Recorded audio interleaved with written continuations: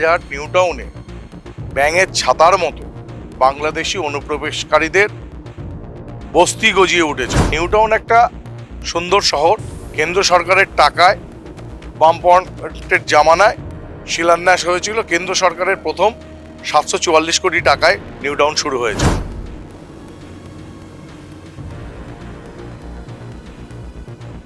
OBC শংসাপত্র এই বাংলাদেশি মুসলমানদেরকেও পাইয়ে দেওয়ার পাকাপাকি ব্যবস্থা করা হয়েছে।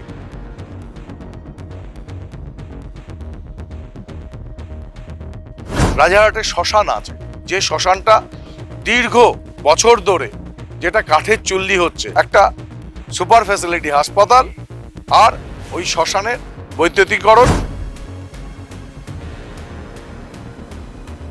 যুব সমাজকে তাদের চাকরি কেড়ে নিয়ে, কোনো চাকরি বাকরি নেই, শিক্ষার অব্যবস্থা রয়েছে। আজকে এশিয়ার হচ্ছে একটা নিবিড় সংশোধন, যেটা নির্বাচন কমিশন টাইম টু টাইম করে থাকে।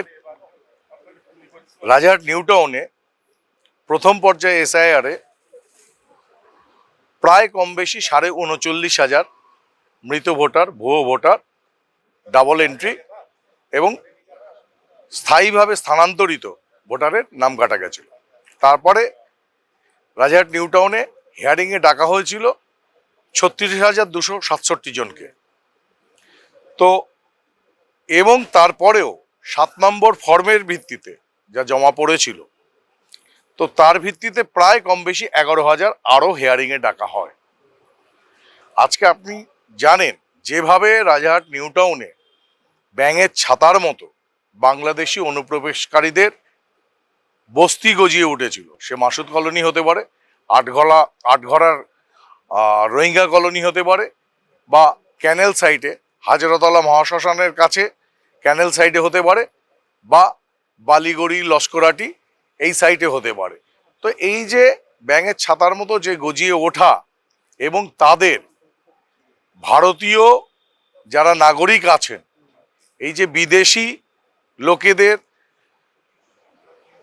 মানে শুধুমাত্র ভোট ব্যাংকের স্বার্থে শাসক দল যে তাদেরকে ঢুকিয়ে দিয়েছিল তা কিন্তু নয়। এই এলাকার মানুষের, ভারতীয় নাগরিক যারা ছিলেন, হিন্দু, মুসলিম, খ্রিস্টান আছেন ওই এলাকায়, খুব কম জৈন আছে, বা বুদ্ধ ধর্মাবলম্বীর মানুষ গুটি কয়েক আছেন।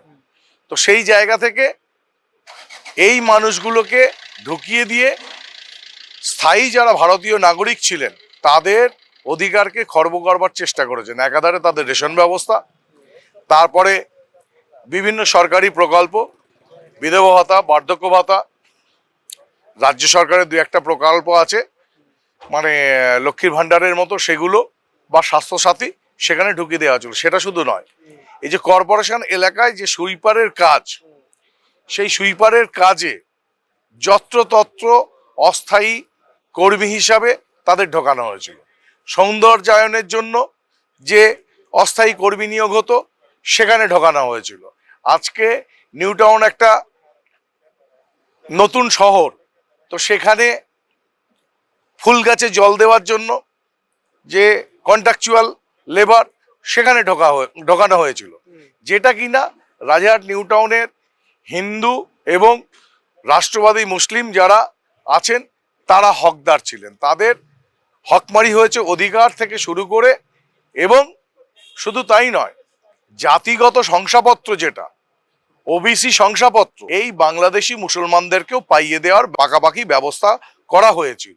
এবং তার মধ্য দিয়ে বেশ কিছু লোক পুলিশি ব্যবস্থার মধ্যে, প্রশাসনিক ব্যবস্থার মধ্যে চাকরির অগ্রাধিকার নিয়ে ঢুকে পড়েছে, যেটা কিনা আমরা ওবিসি হিন্দু ওবিসিদের পক্ষ থেকে বলি সম্পূর্ণরূপে অবৈধ, এবং ওবিসি কমিশনের নির্দেশকে উপেক্ষা করে মমতা বন্দ্যোপাধ্যায় ভোটের স্বার্থেই এটা করেছিলেন। নিউ টাউন একটা সুন্দর শহর, কেন্দ্র সরকারের টাকায় বামপন্থের জামানায় শিলান্যাস হয়েছিল। কেন্দ্র সরকারের প্রথম 744 কোটি টাকায় নিউ টাউন শুরু হয়েছিল। কেন্দ্রের বরাদ্দ ছিল, ভারত সরকারের বরাদ্দ ছিল। তো তারপরে নিয়ম মাফিক কেন্দ্রীয় সরকারের বরাদ্দ এখানে থাকে পরিকাঠামো উন্নয়ন থেকে। এই শহরে স্মার্ট সিটি বানাবার জন্য যে ক্রাইটেরিয়া আছে সেই ক্রাইটেরিয়া অনুযায়ী টাকা দেওয়া হয়, এবং ল্যান্ড লুজার যারা তাদের এক কামরা বিশিষ্ট ঘর তৈরি করবার জন্য লাস্ট ফিনান্সিয়াল ইয়ারেও ভারত সরকার বা মোদিজি 274 কোটি টাকা পাঠিয়েছেন। তো সেই জায়গাতেও আমরা দেখেছি যারা ল্যান্ড লুজার প্রকৃত তাদেরকে বাদ দিয়ে সেটা ভোটের স্বার্থে, ভোট ব্যাংকের স্বার্থে যারা বহিরাগত আমাদের দেশের নাগরিক নয় তাদের মধ্যে বিলিয়ে দেওয়ার চেষ্টা হয়েছে, এবং টাকার বিনিময়ে সেগুলো পাইয়ে দেওয়ার চেষ্টা হয়েছে। আজকে যুব সমাজকে তাদের চাকরি কেড়ে নিয়ে কোনো চাকরি বাকরি নেই, শিক্ষার অব্যবস্থা রয়েছে, কর্মনিয়োগের ক্ষেত্রেও আমরা দেখেছি যে ব্যাপক জালিয়াতি হয়েছে। কিন্তু ভারতীয় জনতা পার্টির আসলে প্রতি বছরে এসএসসির এক্সাম হবে, এবং ওখানকার নিউ টাউনে দু ধরনেরই শ্রমিক আছে, একটা মেধা শ্রমিক এবং আপনার কায়িক শ্রমিক। কায়িক শ্রমিকে যারা অসংগঠিত কাজ করে তাদেরকে একটা নির্দিষ্ট এনলিস্টেড করে আমরা চেষ্টা করব কোনো পোর্টালের মাধ্যমে তাদের বিকল্প কর্মসংস্থান যোগাবার জন্য। কারণ ওখানে প্রচুর মানুষ আছেন, রাজমিস্ত্রির কাজ করেন, লেবারের কাজ করেন, প্যারিস মিস্ত্রি, মার্বেল মিস্ত্রি আছে, ছুতোর মিস্ত্রি আছে, প্লাম্বাররা আছেন। তারা যাতে নিউ টাউনে কাজ পেতে পারে তাদের নির্দিষ্ট তালিকা আমরা বানাবো এবং পোর্টালের মাধ্যমে তাদের নাম নথিভুক্ত করিয়ে এবং ওই এলাকায় কাজের ক্ষেত্রে নিউ টাউনবাসী যারা থাকবে তাদেরকে অগ্রাধিকার দেব। পাশাপাশি যারা মেধা শ্রমিক আছেন, যে নিউ টাউনে যে আইটি সেক্টর রয়েছে সেই আইটি সেক্টর বা এসইজেডে যে কর্মসংস্থান, সেই কর্মসংস্থানেও আমরা কিন্তু নিউ টাউনের যারা মেধা শ্রমিক, যারা শিক্ষিত বেকার, তাদেরকে কিন্তু সরকারি এবং বেসরকারি দুটো ক্ষেত্রেই তাদেরকে আমরা প্লেসমেন্টের ব্যবস্থা করব। এবং সর্বোপরি নিউ টাউনে যেটা অত্যন্ত দরকার, যে মানুষ, সাধারণ মানুষ সেখানে যত্রতত্র পুলিশি সহায়তার জোরে সাধারণ মানুষের মধ্যে অনেক, আপনি খোঁজ নিয়ে দেখবেন, পাঞ্জাবের আতঙ্কবাদী হোক বা অন্য রাজ্যের দুষ্কৃতীরাই হোক, কিংবা বাংলাদেশের এমপির মার্ডার করতে বাংলাদেশ থেকে বা আনসারুল্লাহ বাংলা টিম, এই সমস্ত দুষ্কৃতীদের যে পীঠস্থান হয়ে উঠেছে সেটা অবিলম্বে বন্ধ করব। পাশাপাশি নিউ টাউনে যে নারী সুরক্ষার অভাব রয়েছে সেই জায়গাটাও ভারতীয় জনতা পার্টির পরিকল্পনা থাকবে। এবং নিউ টাউনে একটা রাজারহাটের শ্মশান আছে, যে শ্মশানটা দীর্ঘ বছর ধরে যেটা কাঠের চুল্লি হচ্ছে, কিন্তু এই সরকার 15 বছর এবং বামফ্রন্টের ওখানের এমএলএ ছিল 25 বছর, রবীন মণ্ডল, তাদের কিন্তু সেখানে কোনো রকম হেলদেল ছিল না।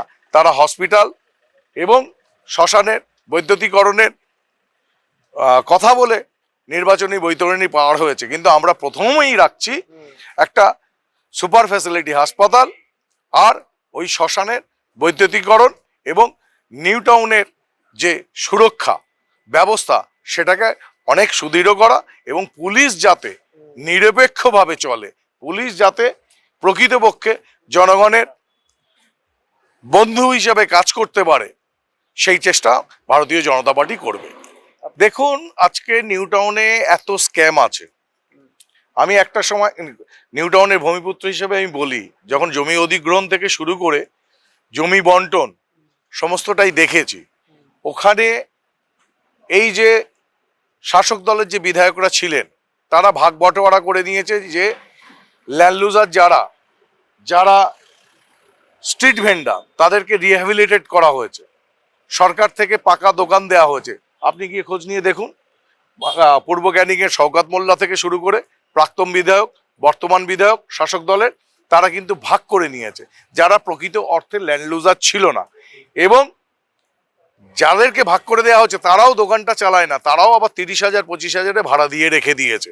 এটা একটা যেমন স্ক্যাম, তেমনি স্ক্যাম হচ্ছে ওখানে পিপিপি মডেলের সরকারের সঙ্গে তো যৌথ উদ্যোগে বেশ কিছু ডেভেলপার কাজ করেছে। সেই ডেভেলপিং এর ক্ষেত্রেও সরকার, দেখা গেছে সরকারের অংশীদারিত্ব আন্ডার দ্য টেবল একটা মোটা টাকার বিনিময়ে তাদেরকেই দিয়ে ডেভেলপ করিয়েছে বা তাদের হাতে বিক্রি করে দেওয়া হচ্ছে। যখন প্রথম নিউ টাউন ছিল তখন 333 টাকা এলআইজি, 660 টাকা এমআইজি এবং এইচআইজি 1500 টাকা ছিল। কিন্তু আমরা জানি সিপিএম আমল থেকেই এই দুর্নীতির শিকড়টা জন্ম নিয়েছিল, সেটা আস্তে আস্তে বড় হয়েছে। তার জন্য মমতা বন্দ্যোপাধ্যায় সবসময় চেষ্টা করেছেন হিডকোর যিনি চেয়ারম্যান হবেন, এনকেডিএর যিনি চেয়ারম্যান হবেন, তার কন্ট্রোলে থাকে। কারণ প্রথম আবাসন মন্ত্রী যিনি হয়েছিলেন 2011 সালে, তিনি যখন এই রিপোর্টটা, আমি যতদূর জেনেছি রিপোর্টটা মাননীয়ার কাছে করেছিলেন, তার কিছুদিনের মধ্যেই তাকে সরিয়ে দেওয়া হয়েছিল চেয়ারম্যানের পদ থেকেও এবং মন্ত্রক থেকে সরিয়ে দেওয়া হয়েছিল। কারণ তিনি জেনে গেছিলেন যে কোথায় স্ক্যাম হতে পারে, যে সংখ্যা পার স্কোয়ার ফিটে যে জায়গায় দাঁড়াচ্ছে সেই সংখ্যা ক্যালকুলেটারে ধরবে না। এত বড় স্ক্যাম, সেই স্ক্যামটা যাতে না বাইরে আসে, সেটাই রোজগারের পথ হিসাবে বেছে নিতে পারে শাসক দলের পরিবার। তার জন্য সেই জায়গা থেকে সবসময় সরকার চেষ্টা করেছে সরকারের কন্ট্রোলের লোককে, এনকেডিএ হোক, হিডকো হোক, নবদিগন্তিকা হোক, তার চেয়ারম্যানদের কন্ট্রোল করবার এবং তাদেরকে সরাসরি কালীঘাটের সঙ্গে যোগাযোগ রাখতে পারে এরকম লোককে বারে বারে এনেছে। তার প্রকৃষ্ট উদাহরণ হচ্ছে, আপনারা জানেন যে সাময়িকভাবে কাউকে পাচ্ছিলেন না বলে রাজীব কুমারকে ঢুকিয়ে দিয়েছিলেন, একজন আইপিএস অফিসার, যেটা হওয়া কখনোই উচিত নয়। প্রশাসনিক লেভেলে একজন আইএএস অফিসার হলে ভালো হয়, তো সেখানে রাজীব কুমারকেও পর্যন্ত ঢুকিয়ে দিয়েছিলেন। কারণ হচ্ছে কালীঘাটের ঘনিষ্ঠ হতে হবে, কালীঘাটের ট্রাস্টের নামেদের মধ্যে একটা নাম হতে হবে, তবে এই জায়গার চেয়ারম্যান হতে পারবে, তবে এই জায়গার দায়িত্ব পাবে। এটা যে একটা বড় স্ক্যাম, সেই স্ক্যাম এখনো বাংলার মানুষ জানে না। সেই স্ক্যামটা ভারতীয় জনতা পার্টি আসলে সেটা কিন্তু বাইরে প্রকাশ পাবে। বিজেপি আসলে প্রশ্নই নেই। আজকে বিজেপি, নরেন্দ্র দামোদর মোদিজি গুজরাটে এতদিন মুখ্যমন্ত্রী ছিলেন, তারপরে 14 সাল থেকে আজকে চতুর্থ অর্থনীতির শক্ত ভিতে দাঁড় করিয়ে দিয়েছে ভারতবর্ষকে। আজকে সেই জায়গায় অভিযোগ করবার জন্য অনেক অভিযোগ থাকতে পারে, খাতা কলমে এভিডেন্স দিয়ে কজন আপনার সামনে আসতে পেরেছে বা কজন কোর্টে দাঁড়াতে পেরেছে ভারতীয় জনতা পার্টির বিপক্ষে, যে কোনো অভিযোগ এনেছে যে এটা স্ক্যাম হয়েছে, এটা দুর্নীতি হয়েছে। ভারতীয় জনতা পার্টি আর দুর্নীতি সহস্র যোজন দূরে থাকে এটা। আর বাকি যারা পরিবার ভিত্তিক দল আছে, সে কংগ্রেসই হোক, লালু প্রসাদ যাদবের দলই হোক, অখিলেশ যাদবের দলই হোক, আর কালীঘাটের দলই হোক, তাদের হচ্ছে দুর্নীতি আর তাদের দলের নাম কিন্তু সমার্থক।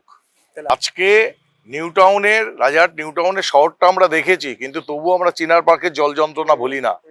এই জল যন্ত্রণা কাদের জন্য, কারা দায়ী, কারা নিকাশি ব্যবস্থার পিন্ডি চটকে দিয়েছে, কারা বেআইনি নির্মাণে মদত করেছে, সেগুলো মানুষ জানতে পারবে। বা বিএমসির 1 থেকে 5 নম্বর ওয়ার্ড, 13 নম্বর, 14 নম্বর, 12 নম্বর ওয়ার্ড, বা 20-21-এ যে জল যন্ত্রণা ভোগ করতে হয়। বামফ্রন্টের যখন গোপালপুর মিউনিসিপ্যালিটি ছিল তখনও 15 থেকে 20 বছর ভোগ করতে হয়েছে। সেই দিনও হচ্ছে পাম্প চালিত মোটর বসানো হতো জল বার করবার জন্য, সেই 15 বছর। আর আজকের বর্তমান বিধায়ক তৃণমূলের 15 বছর, যদি ধরা যায় 30 বছর ধরে এখনো পাম্প চলছে। এই অবস্থার উন্নয়ন হবে, পরিবর্তন হবে, এটা নিশ্চিত ভারতীয় জনতা পার্টি আসলে। প্রতিশ্রুতি বদ্ধ শুধু নয়, আমাদের সংকল্প পত্রেও নিউ টাউনের উন্নয়নের কথা সেখানে কিন্তু গুটি কয়েক উল্লেখও থাকবে।